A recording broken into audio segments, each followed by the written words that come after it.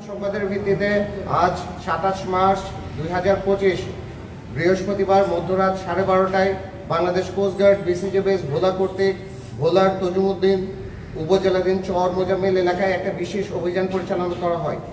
অভিযান চলাকালীন উক্ত এলাকা হতে দুর্ধর্ষ ডাকাত সালাউদ্দিন বাহিনীর 5 জন সক্রিয় সদস্যকে 7টি দেশীয় আগ্নেয়াস্ত্র, 4 রাউন্ড গোলা এবং 4টি রকেট ফ্লেয়ার সহ আটক করা হয়। আটককৃত ডাকাতরা মোহাম্মদ হারুন দফাদার, মোহাম্মদ রুবেল, মোহাম্মদ কবির মাঝি, মোহাম্মদ ইউনুস এবং মোহাম্মদ ফেরদৌস ওরফে হেজু সকলেই ভোলার তজুমউদ্দিন উপজেলাধীন চর মোজাম্মেল এলাকার বাসিন্দা। আটককৃত ডাকাত ও জব্দকৃত অস্ত্রের পরবর্তী আইনানুগ ব্যবস্থা গ্রহণের কার্যক্রম প্রক্রিয়াধীন রয়েছে।